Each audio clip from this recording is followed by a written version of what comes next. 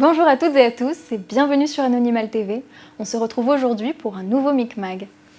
Nous avons reçu sur notre plateau Marion Corby, conseillère à la Maison Numérique, venue nous présenter ses missions et les ateliers du mois d'octobre.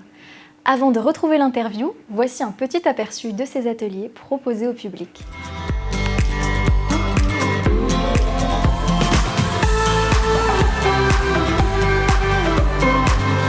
Située dans l'enceinte du Patio, la Maison Numérique est un lieu de rencontre, de médiation et d'expérimentation sociale, culturelle et citoyenne par le numérique.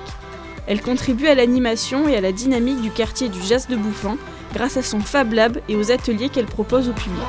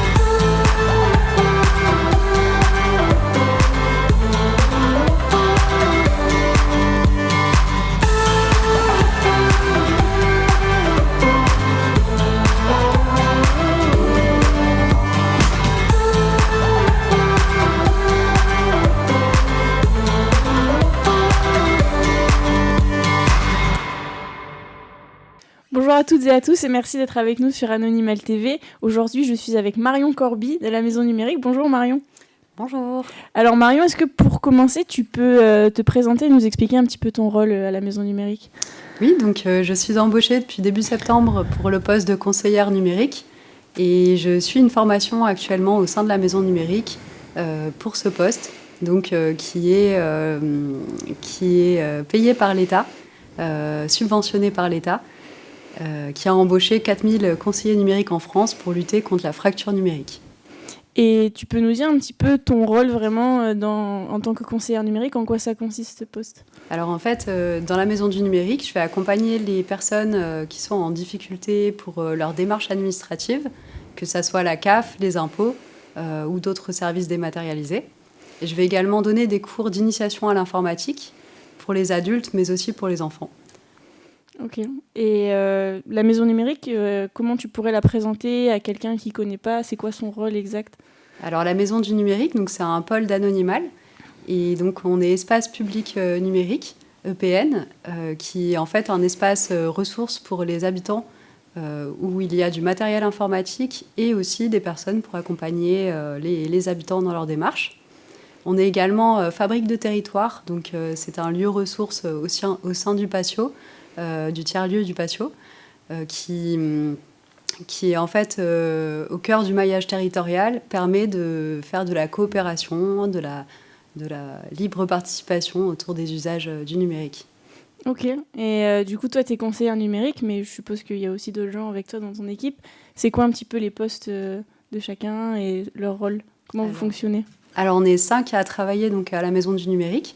On est 3 salariés, donc un Fab Manager, qui s'occupe donc de la partie lab, avec des imprimantes 3D, etc.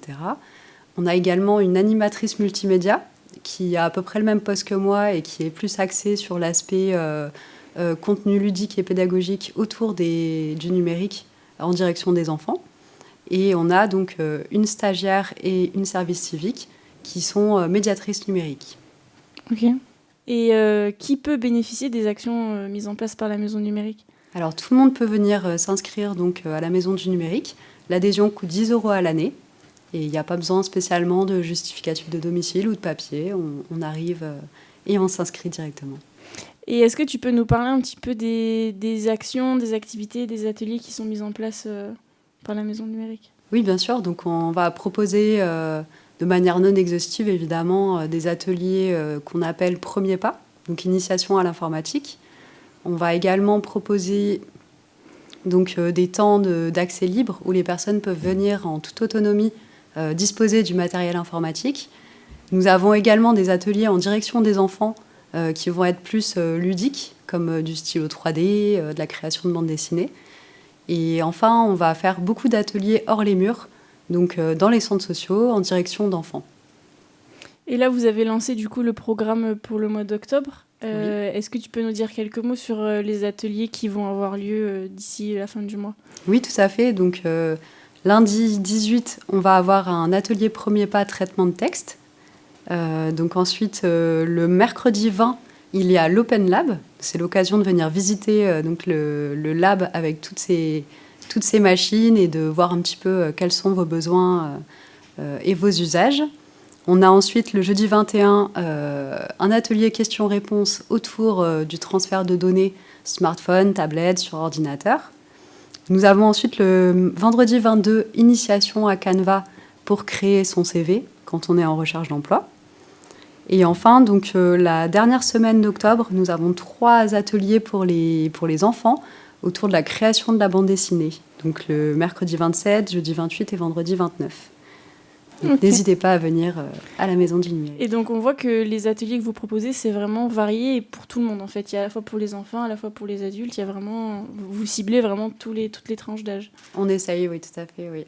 Et on a d'ailleurs un programme qui s'appelle Solidarité numérique, qui s'est mis en place durant le premier confinement, où en fait on s'est aperçu que les enfants qui devaient suivre des cours à la maison n'étaient pas tous équipés en fait d'ordinateurs.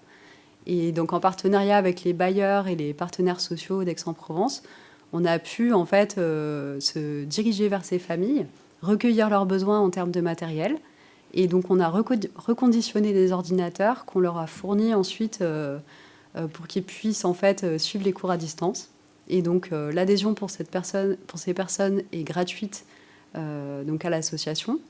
On a pu toucher 114 familles et on continue donc de les recevoir dans des ateliers, que ce soit pour les enfants ou pour les adultes. Donc en fait, si on devait résumer la mission de la Maison Numérique, ce serait de rendre le numérique accessible à tous, sans Exactement. Distinction d'âge, de situation, etc. Exactement. Aujourd'hui, il y a 13 millions de Français qui sont éloignés du numérique. Et donc, pendant le confinement, mais déjà depuis un moment, de plus en plus de services du quotidien sont mis en ligne. Et donc, ces personnes-là ont besoin d'être accompagnées pour pouvoir simplement avoir accès à leurs droits, réaliser des achats sur Internet, trouver un emploi. Et donc, nous, on est là pour les accompagner. Et qu'est-ce que tu dirais aux gens qui seraient intéressés par ça, mais qui n'oseraient pas trop faire la démarche de venir à la Maison Numérique ? Qu'est-ce que tu leur dirais ? Venez essayer, vous avez une séance gratuite et vous verrez, on est là pour vous accompagner, on est là pour vous accueillir, on peut vous proposer un café, donc n'hésitez pas. Super. Est-ce que tu veux rajouter un mot, peut-être parler de quelque chose dont tu n'aurais pas parlé ? Alors oui, en ce moment, on organise, la Maison du Numérique organise la formation conseiller numérique France Service. Donc en fait, c'est-à-dire que pour ce dispositif particulier mis en place par l'État, pour cadrer la profession donc, de conseiller numérique, des formations s'organisent dans chaque région. Et donc la Maison du Numérique est centre de formation. Ce qui explique que parfois, il y a des plages horaires qui vont être fermées au public. Donc c'est temporaire, c'est pour permettre que les conseillers numériques soient mieux formés et qu'ils puissent donc être plus compétents. Donc voilà, sachez qu'on fait centre de formation.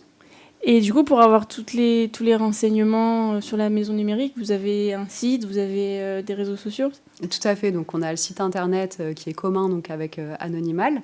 On a également donc un Facebook et on distribue des programmes dans les maisons de quartier, les centres sociaux, la mairie annexe.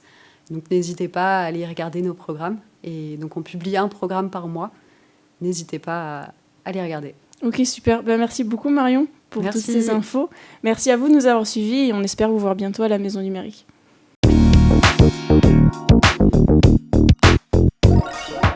Comme d'habitude, clôturons ce Micmag avec quelques annonces d'événements à venir.